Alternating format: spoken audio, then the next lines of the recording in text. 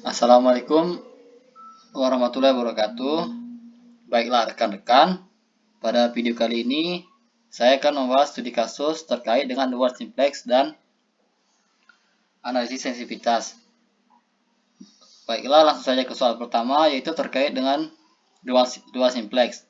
Maksi-maksi Z sama dengan X1 kurang 3X2 dengan fungsi pembatas X1 kurang X2 kurang dari sama dengan 2, X1 tambah X2 lebih dari sama dengan 4, 2X1 kurang 2X2 lebih dari sama dengan 3. Baiklah, langsung kita jawab saja. Pertama, kita formulasikan dulu fungsi tujuannya yang sudah tertera pada soal, sehingga dapat kita langsung tulis Z sama dengan X1 kurang 3X2. Fungsi pembatasnya setelah kita tambahkan variabel baru yang nantinya akan menjadi basis awalnya pada iterasi pertama, sehingga didapatkan X1 kurang S2 tambah S1 sama dengan 2. Kemudian ada min X1 kurang X2 tambah S2 sama dengan min 4. Kenapa RHS-nya menjadi negatif? Karena ini dikali negatif terlebih dahulu sebelum ditambahkan variabel S2.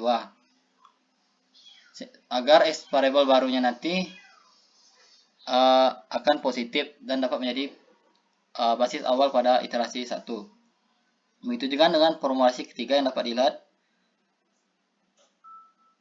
Kemudian ada fungsi pembatas non negatif, yaitu X1 dan X2 lebih dari sama dengan 0. Baiklah, langsung saja kita ke iterasi pertama. Dari formulasi yang kita miliki tadi, langsung saja kita pindahkan ke tabel iterasinya.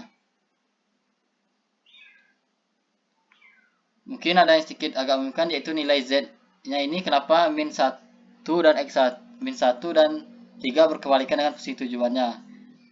Untuk dimasukkan ke tabel, nilai variabel keputusan dipindahkan ke ruas kiri, sehingga nilainya koefisiennya menjadi kebalikannya. Selebihnya untuk yang lain sama. Pada metode dual simplex ini kita dapat menggunakan metode simplex biasa terlebih dahulu untuk optimasinya. Pertama, kita lihat mana nilai Z paling negatif. Dapat kita lihat yang nilai paling negatif adalah kolom X1, sehingga ini merupakan kolom pivot. Setelah itu kita tentukan rasionya dengan antara RHS dengan kolom pivot ini, sehingga didapatkan rasionya yang paling kecil adalah pada baris ketiga, yaitu S3, sehingga S3 merupakan baris pivot. Karena X1 merupakan kolom pivot, maka X1 ini akan menjadi entering variable yang akan menggantikan variabel S3 pada iterasi selanjutnya yang dapat dilihat pada iterasi kedua ini. Untuk nilai-nilai pada tabel iterasi kedua ini dapat dilihat pada sebelah kanan ini proses perhitungannya, yaitu yang pertama kita cari terlebih dahulu untuk baris entering variabelnya, sehingga nanti didapatkan koefisien X1 dan X1 ini sama dengan 1. Seperti dapat dilihat seperti ini. Maka proses perhitungannya adalah min 0,5 dikali baris ketiga tabel 1 yang ini, sehingga nanti akan menjadi baris ketiga tabel kedua seperti ini. Dan hasil lainnya dapat seperti ini dilihat. Kemudian untuk baris lainnya seperti contohnya saja, yaitu baris Z ini, yaitu maka proses perhitungan awalnya yaitu diambil baris ketiga tabel kedua ini sebagai awalnya, kemudian kita tambahkan dengan baris 4 tabel 1, sehingga pada kolom X1 ini nilai Z-nya 0. Begitu juga dengan kalau baris lainnya nilai X1 harus 0 selain dengan baris X1 sendiri.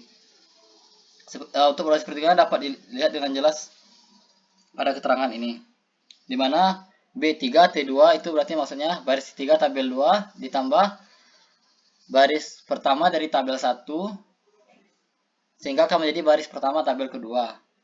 Misalnya sama seperti proses sebelumnya, kita cari dulu kolom pivot karena di sini masih ada negatif, maka kita coba terlebih dahulu menggunakan metode simplex biasa lagi.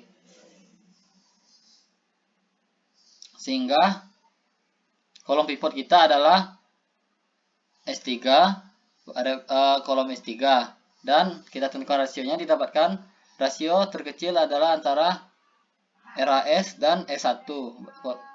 Nilai RAS dan S3 pada baris pertama, sehingga S1 merupakan baris pivot. Setelah didapatkan, kita lanjut ke iterasi selanjutnya, yaitu S3 akan menjadi entering variabelnya yang akan menggantikan S1. Sebelum lanjut ke iterasi 3, untuk penentuan rasio ini yang dibagi adalah nilai yang sesama positif atau sesama negatif. Jika hasil rasionya negatif, maka tidak digunakan. Selanjutnya pada iterasi ketiga, sama seperti sebelumnya, untuk nilai-nilainya dan keterangan proses perhitungannya dapat dilihat di sini. Karena nilai Z-nya sudah positif semua, akan tetapi terdapat nilai RAS yang negatif, maka kita belum mendapatkan solusi layak optimal, sehingga proses dual simplex sudah dapat dimulai. Masih dengan tabel yang sama tadi, bedanya pada metode simplex biasa yang sebelumnya tadi, pada proses dual simplex, baris pivot ditentukan terlebih dahulu berdasarkan nilai RAS paling negatif, sehingga didapatkan S2 merupakan baris pivot. Perhitungan rasio didapatkan dari perbandingan nilai Z masing-masing nilai pada baris pivot dengan nilai Z, dengan catatan pembagi harus negatif, yaitu pada S2-nya harus negatif. Kemudian rasio yang diambil merupakan rasio terkecil dan merupakan nilai mutlaknya. Sehingga pada kasus ini yang menjadi kolom pivotnya, yang kemungkinan menjadi kolom pivotnya hanya satu, yaitu X2, dan akan menggantikan baris S2, sehingga X2 akan menjadi entering variable selanjutnya. Berdasarkan tabel pada iterasi ketiga, dapat dilihat bahwa kolom pivot adalah X2 dan akan menggantikan S2 yang merupakan baris pivot yang sudah disebutkan sebelumnya. Sehingga didapatkan hasil perhitungannya pada tabel ini berdasarkan proses perhitungan ini yang untuk artinya sudah disebutkan sebelumnya tadi, apa itu B2 T4 tambah B1 T3 menjadi B1 T4. Intinya yang menjadi basis baris basis, maka nilainya hanya antara 0 dan 1. Dan 1 itu untuk jika baris sama dan kolom sama, selebihnya 0. Begitu juga untuk X1 dan X2 ini dapat dilihat seperti ini. Berdasarkan tabel iterasi keempat, dapat dilihat bahwa solusi sudah optimal dan layak, serta tidak ada aturan yang langgar. Solusi optimal pada permasalahan ini adalah X1 sama dengan 3, X2 sama dengan 1, dan S3 sama dengan 1, dan nilai Z sama dengan 0. Untuk nilai Z sama dengan 0 dapat langsung dimasukkan saja X1 sama dengan 3 di sini, sehingga 3 dikurang 3 dikali 1, yang 1 merupakan nilai dari X2, sehingga sama dengan 0. Nilai S3 tidak akan memengaruhi nilai fungsi tujuan Z. Jadi sebagai kesimpulan, biasanya permasalahan dual simplex itu untuk iterasi pertama awalannya itu harus diselesaikan terlebih dahulu dengan metode simplex. Kemudian setelah dapat solusi, setelah nilai Z-nya sudah sesuai dengan tipe kasusnya, masing-masing atau minimasi, maka dilihat nilai RAS. Jika negatif, maka lanjut ke proses dual. Dan untuk proses dual sendiri, yang kita cari pertama adalah baris pivotnya terlebih dahulu berdasarkan pada RHS. Selanjutnya, soal kedua, yaitu terkait analisis sensitivitas. The Gucci Company membuat 3 macam tas tangan, tas sandang, dan tas punggung. Pembuatan ketiga produk tersebut memerlukan material kulit asli dan sintetik. Ketersediaan kulit asli menjadi pembatas mereka. Proses produksi menggunakan dua jenis tenaga terampil, yakni bagian penjahit dan finishing. Pada tabel berikut diberikan ketersediaan tiap-tiap sumber daya digunakan oleh ketiga produk serta profit per unitnya. Untuk datanya dapat kalian lihat sendiri pada tabel ini. Pertanyaan pertama yaitu ketersediaan kulit asli naik menjadi 45 feet kuadrat atau feet square. Kemudian ketersediaan tenaga penjahit turun menjadi 38 jam. Fungsi tujuan berubah menjadi Z sama dengan 40x1 tambah 22x2 tambah 45x3. Pada permasalahan ini diasumsikan pengaruh perubahan nilai-nilai pada tiap soal pada fungsi tujuan. Pertama kita define dulu x1, x2, x3 itu apa. Yang dapat dilihat pada layar itu x1 sama dengan tas tangan, x2 tas sandang, x3 tas punggung. Ini solusi optimal permasalahannya. Untuk permasalahannya sendiri menggunakan metode simplex untuk prosedur penyelesaiannya.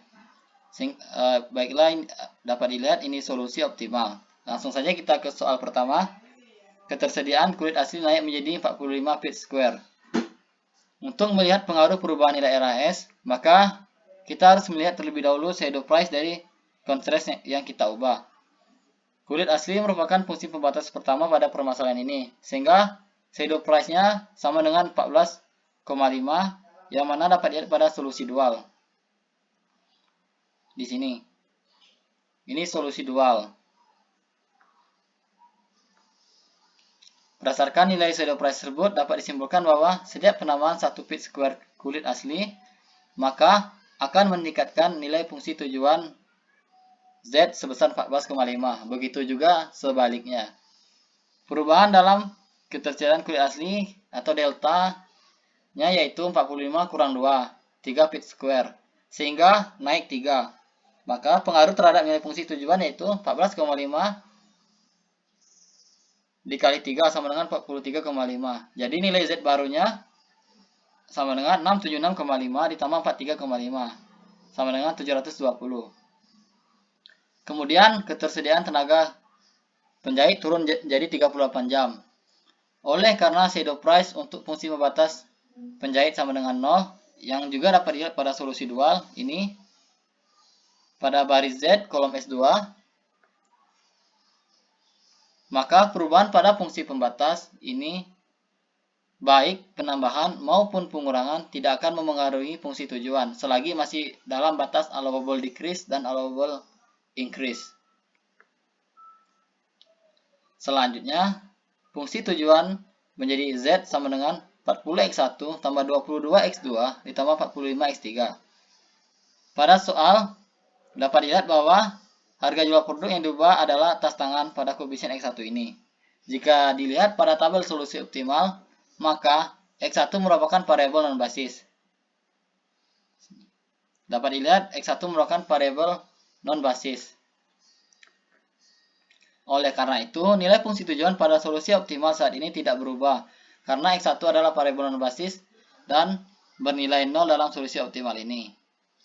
Akan tetapi, pada kasus khusus, tidak semua perubahan koefisien variabel non-basis pada fungsi tujuan tidak mempengaruhi nilai Z optimal. Oleh karena itu, apabila terdapat perubahan yang sangat signifikan, maka diperlukan iterasi ulang untuk menemukan solusi optimal yang baru. Baiklah, selanjutnya lanjut ke nomor 3.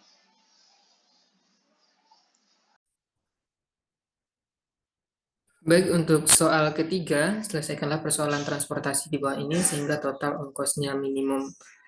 Nah, di sini ada ongkos transportasi dari beberapa sumber ke beberapa tujuan yang berbeda. Juga ada demand untuk setiap tujuan dan supply atau kapasitas dari setiap sumbernya. Dan tanda strip pada soal ini, dalam pembahasan ini kita akan mengasumsikannya dengan 0. Sehingga tujuan kita adalah untuk meminimasi ongkos transportasinya. Sehingga ini menjadi 0 kali X11 ditambah 3 dikali X12 ditambah 5 dikali X13 hingga 6 dikali X 33.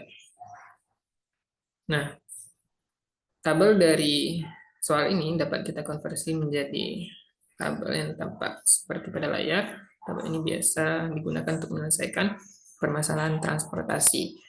Nah, sebelum itu kita harus tahu dulu apakah jumlah demand itu sama dengan jumlah supply-nya. Sini setelah dijumlahkan ya. Sini jumlah demand-nya itu sama dengan jumlah supply-nya. Ini jumlah demand-nya, jumlah supply-nya, dan jumlah demand-nya itu juga 30. 5 tambah 6 tambah 19 itu juga 30. Ini artinya, ini merupakan persoalan transportasi yang memiliki solusi yang layak. Di mana dalam menentukan ongkos minimum itu, kita dapat menggunakan beberapa cara. Ada itu NWC atau Northwest Corner, juga ada minimum cost dan juga Vogel's approximation. Nah, untuk pertama ini kita akan menggunakan metode NWC atau Northwest Corner. Sesuai dengan namanya, Northwest Corner ini dimulai dari sudut kiri atas, itu dengan memasukkan kapasitas maksimum yang mungkin. Jadi di sini nanti dapat kita masukkan angka 4, karena di sini kapasitas sumbernya itu ada 4, dan total demand-nya itu ada 5, sehingga kita tidak mungkin masukkan 5, sedangkan sumbernya itu hanya ada 4. Sehingga di sini nanti akan tersisa satu lagi tidak terpenuhi. Baik, seperti ini ya. Kita masukkan 4. Kemudian baris pertama ini sudah selesai. Dan di sini tersisa 1. Kemudian kita masukkan 1 di bawahnya untuk memenuhi tujuan ini. Sehingga 4 tambah 1 itu juga 5. Dan ini nanti juga akan terpenuhi. Kemudian karena ini kita tambahkan 1, sini juga akan berkurang. 7 kurang 1 itu 6. Nah, seperti ini. Tujuan 1 sudah terpenuhi, dan baris pertama ini juga sudah selesai. Di sini tadi juga 1, 7 kurang 1 itu 6, sehingga di sini kita dapat memasukkan angka 6, karena di sini demand-nya juga 6. Sehingga untuk tujuan kedua ini terpenuhi, dan baris kedua ini nanti juga akan selesai. Nah, selanjutnya kita masukkan sisanya, yaitu 19 dari sumber ketiga ke tujuan ketiga. Ini akan selesai, dan juga ini dengan terpenuhi. Demand pada tujuan ketiga itu juga terpenuhi. Hingga selanjutnya itu kita hitung cost dengan menggunakan cost biaya transportasinya, yang pada metode pertama ini menggunakan Northwest Corner, dan diperoleh hasil atau ongkosnya itu sebesar $145. Nah, berikutnya itu ada metode minimum cost. Metode minimum cost ini kita benar-benar mempertimbangkan ongkos perpindahan dari sumber ke tujuannya, dengan cara terlebih dahulu kita pilih ongkos yang paling minimum, misalnya di sini yaitu 0.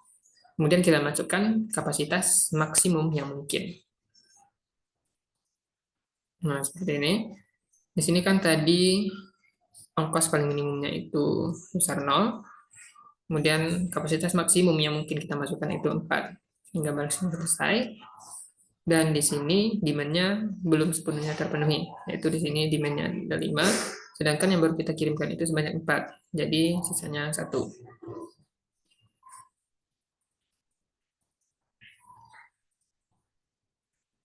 Kemudian kita lihat juga ongkos minimum berikutnya. Karena ini tadi sudah selesai, jadi ini kita baris pertama ini bisa kita baikkan. Selanjutnya ongkos minimum kedua itu 1.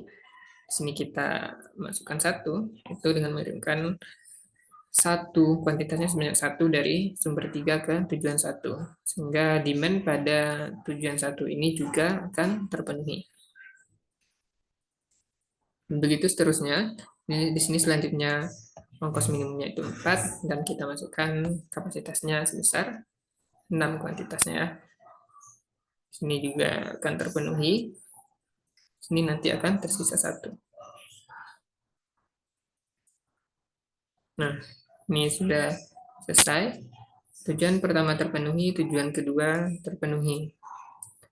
Selanjutnya dari dua kolom atau dua sel ini, yang paling minimum itu ongkos transportasi pada dari sumber 3 ke tujuan 3 itu $6. Di sini kita masukkan 18. Kenapa 18? Karena tadi kan di sini awalnya 19 sudah terpenuhi 1 menjadi 18, kita masukkan 18. Sedangkan di sini akan kurang 1 ya. Nah, selanjutnya kita masukkan saja 1 di sini sehingga baris ini terpenuhi, begitupun untuk baris ini juga terpenuhi. Selanjutnya kita hitung ongkos transportasinya dan diperoleh ongkos transportasinya itu sebesar $142. Berikutnya itu metode Vogels approximation. Metode Vogels approximation ini kita lakukan dengan menghitung penaltinya terlebih dahulu. Di mana cara untuk menghitung penalti itu dengan menghitung selisih dua ongkos terkecil untuk setiap baris dan setiap kolom. Di sini kan ongkos terkecilnya itu 0, kemudian ongkos terkecil berikutnya itu 3. Jadi 3 kurang 0 itu 3, dan di sini juga demikian, 7 dan 4, 7 kurang 4, 3, kemudian di sini ada 1 dan 6, 1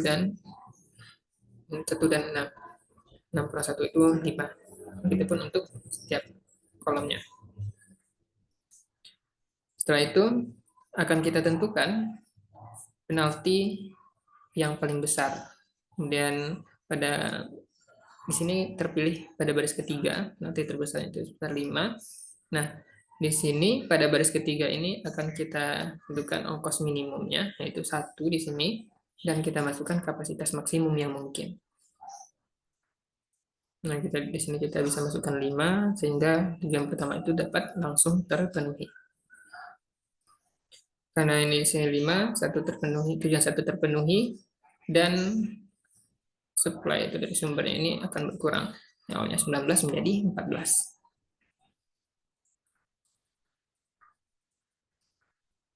Nah, mungkin ya, kita coret kalau tujuan 1 terpenuhi, juga ini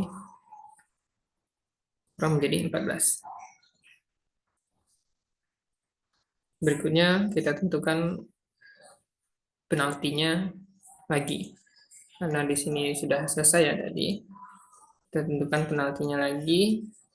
Sini 5 kurang 3 itu 2, 9 kurang 4, 5, 8 kurang 6, 2. Sini masih sama. Dan kita dapatkan bahwa penalti yang terbesar itu ada pada baris kedua. Di sini. Dan kita pilih ongkosnya yang paling minimum. Di sini ada 4. Dan kita masukkan kapasitas maksimum yang mungkin. Kenapa 6? Karena di sini jika kita masukkan 6, otomatis tujuan kedua itu langsung terpenuhi. Dan untuk sumbernya di sini akan tersisa 1. Tujuan 1 terpenuhi, tujuan 2 terpenuhi. Selanjutnya kita masukkan angka-angka yang tersisa dengan mengurutkan terlebih dahulu dari ongkos yang paling minimum. Di sini ada 5, 9, dan 6, maka dari ongkos 5 dulu kita masukkan, itu sebesar 4, hingga baris ini selesai. Selanjutnya itu 6. Sini kita masih punya kapasitas dari sumber itu sebanyak 14. Hingga di sini kita masukkan 14, dan ini pun selesai. Nah, di sini kita tadi punya 1, dan ini pun kita masukkan 1, sehingga tujuan 3 ini juga terpenuhi. Dan sama seperti yang tadi, di sini kita akan menghitung ongkos transportasi setelah menggunakan Vogels approximation, dan diperoleh bahwa ongkosnya itu sebesar $142. Nah, dari ketiga metode yang digunakan diperoleh bahwa ongkos minimumnya itu sebesar $142 yang diperoleh dari metode minimum cost ataupun northwest corner.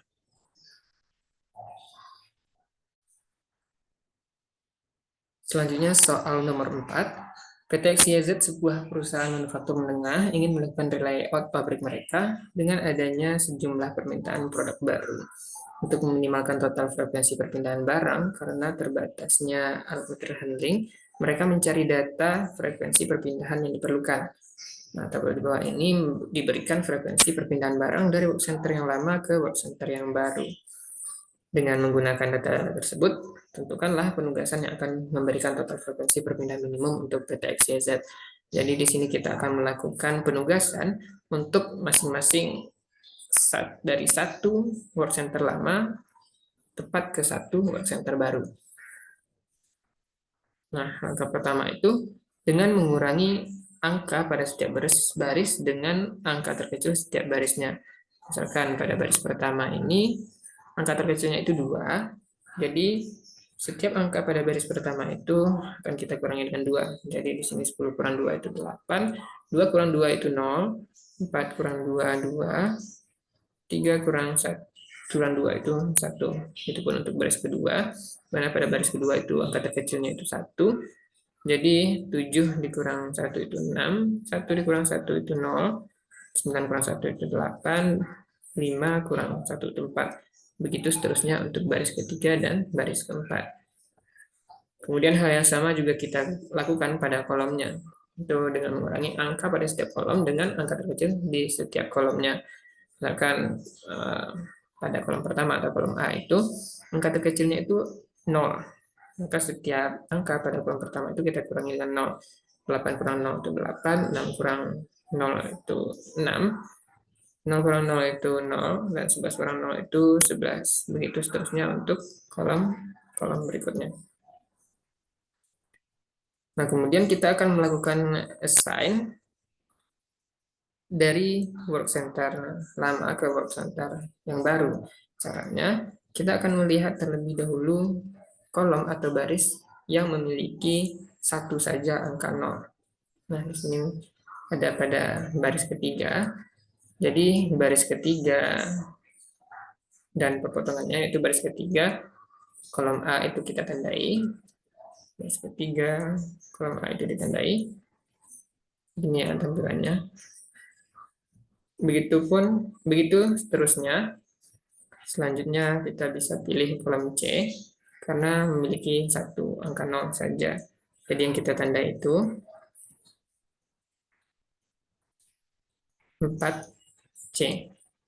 Baris 4, kolom C yang kita tandai. Nah, begini. Demikian juga kita dapat memilih pada baris pertama kolom D. Dengan menandainya juga. Dan diperoleh hasil seperti ini. Dan yang terakhir itu baris kedua kolom B.